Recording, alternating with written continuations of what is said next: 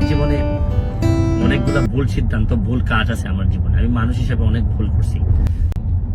বিদেশে এসেও যে খুব বেশি এইসব চিন্তায় যে শান্তি দেয় তা না, কিছু অশান্তি নিয়ে মনে হয় বাকি জীবন পর্যন্ত, একেবারে কবর পর্যন্ত এরকম অশান্তি নিয়ে যেতে হবে।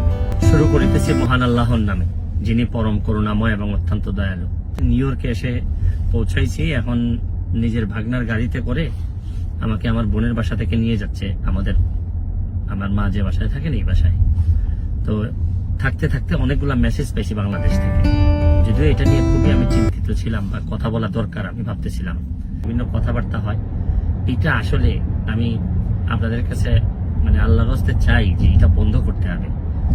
এটা যদি বন্ধ না করেন, মানে অনেক মানুষের অনেক নির্যাতন হয়, অনেক কষ্ট হয়। এইসব যন্ত্রণা আপনাদেরও, আমি প্রায়ই হয়তো এইভাবে যন্ত্রণা আপনাদেরকে দিতে হবে, আপনাদেরও নিতে হবে, আর আপনাদের যন্ত্রণাও আমি নিব। ভালো থাকবেন, সুস্থ থাকবেন।